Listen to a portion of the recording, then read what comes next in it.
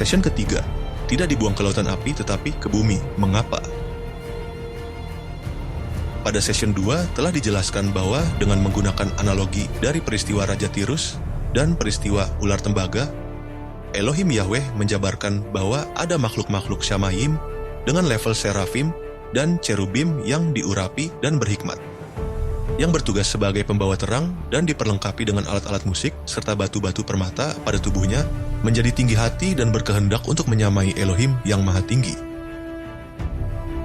Dan sebagai akibat pemberontakan ini, makhluk-makhluk Shamayim yang memberontak kepada Elohim Yahweh diusir dari Shamayim dan dibuang ke bumi. Mengapa ke bumi dan tidak ke lautan api? Makhluk-makhluk Shamayim adalah makhluk yang cerdas dan berhikmat. Perhatikan ayat di bawah ini. Kitab Yehezkiel pasal 28 ayat 12 dan 14.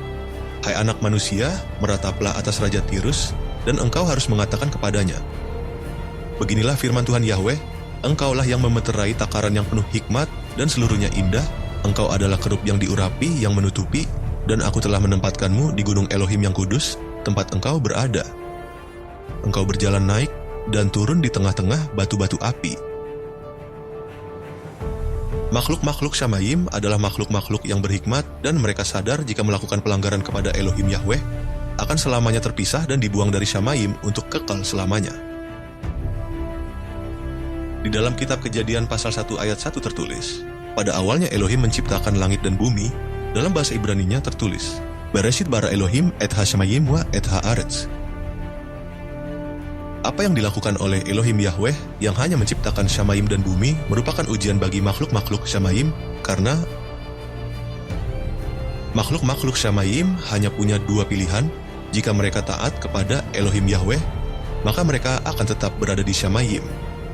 Jika mereka memberontak dan gagal, mereka telah memperhitungkannya, yaitu hal yang terburuk bagi mereka adalah dibuang ke bumi, dan mereka akan menjadi penguasa di bumi. Dengan tidak adanya lautan api, maka Elohim Yahweh dapat mengetahui antara makhluk-makhluk Shamayim yang setia dan makhluk-makhluk Shamayim yang memberontak kepada Elohim Yahweh. Kitab Yehezkiel pasal 28 ayat 12 sampai dengan 17. Ayat 12. Hai anak manusia, merataplah atas Raja Tirus, dan engkau harus mengatakan kepadanya, beginilah firman Tuhan Yahweh, engkaulah yang memeterai takaran yang penuh hikmat dan seluruhnya indah. Ayat 13. Engkau pernah berada di Eden, taman Elohim, setiap batu yang berharga menjadi selubungmu. Yaspis merah, krisolit, dan berlian, batu pirus, krisopras, nefrit, lazurit, batu darah dan malakit, dan emas. Kepiawaian tamborinmu dan serulingmu telah dipersiapkan dalam dirimu pada hari engkau diciptakan. Ayat 14. Engkau adalah kerup yang diurapi yang menutupi, dan aku telah menempatkanmu di gunung Elohim yang kudus, tempat engkau berada. Engkau berjalan naik dan turun di tengah-tengah batu-batu api. Ayat 15. Engkau sempurna di dalam jalanmu sejak hari engkau diciptakan, sampai kesalahan ditemukan di dalammu. Ayat 16. Dengan banyaknya perdaganganmu, mereka memenuhimu dengan kekejaman, dan engkau telah berbuat dosa. Maka aku melemparkan engkau dari gunung Elohim. Aku akan menghancurkanmu, hai kerup yang menutupi, dari tengah-tengah batu-batu api. Ayat 17. Engkau menjadi tinggi hati karena keindahanmu, dan engkau merusak hikmatmu karena kemegahanmu. Aku telah melemparkan engkau ke bumi. Perhatikan sekali lagi ayat ke-17. Engkau menjadi tinggi hati karena keindahanmu, dan engkau merusak hikmatmu karena kemegahanmu. Aku telah melemparkan engkau ke bumi. Tepat seperti yang mereka perkirakan, mereka dibuang ke bumi karena saat itu lautan api belum dinyatakan. Disinilah letak ujian bagi semua makhluk Shamayim. Karena mereka diciptakan sebagai makhluk yang memiliki free will, yaitu kehendak bebas untuk memilih. Semua makhluk Shamayim diperhadapkan dengan pilihan. 1. Tetap loyal kepada Elohim Yahweh, atau 2. Memberontak kepada Elohim Yahweh. Bukti bahwa para makhluk Shamayim yang memberontak dibuang ke bumi dan menjadi penguasa di bumi adalah Kitab Efesus pasal 6 ayat 12. Sebab perjuangan kita bukanlah melawan darah dan daging, melainkan melawan penguasa-penguasa, melawan otoritas-otoritas, melawan penghulu-penghulu kegelapan di dunia ini, melawan roh-roh jahat di udara. Kitab Matius pasal 4 ayat 8 dan 9. Sekali lagi, Satan membawa dia, Yeshua, ke sebuah gunung yang sangat tinggi dan menunjukkan kepadanya semua kerajaan dunia dan kemuliaannya. Dan dia berkata kepadanya, "Aku akan memberikan semua ini kepadamu jika engkau bersembah sujud kepadaku." Kapankah dinyatakan bahwa para makhluk Shamayim yang memberontak akan dihukum di lautan api?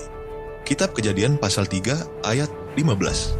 "Dan aku akan mengadakan permusuhan antara engkau dengan wanita ini, dan antara keturunanmu dengan keturunannya. Dia akan meremukkan kepalamu, dan engkau akan meremukkan tumitnya." Kitab Matius pasal 25 ayat 41.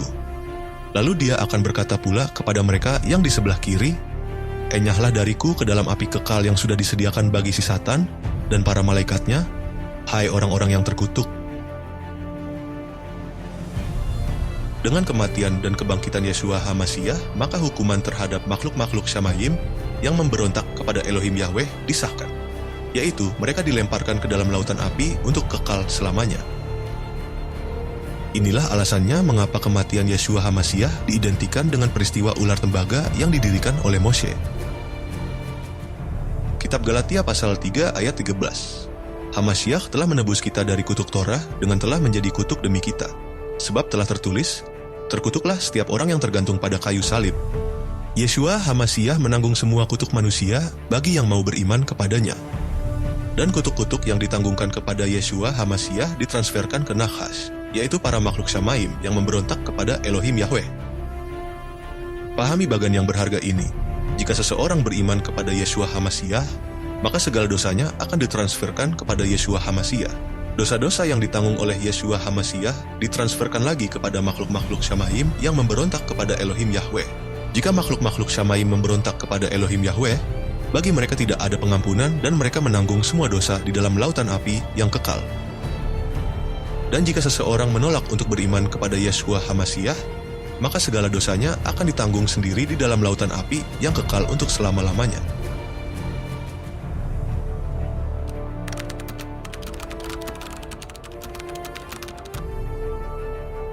Subscribe dan share untuk menjadi berkat karena kedatangan Yeshua sudah sangat dekat.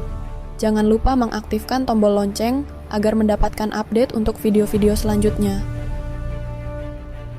Untuk mendapatkan pengajaran-pengajaran Dafar Elohim Yahweh, silahkan kunjungi link ini.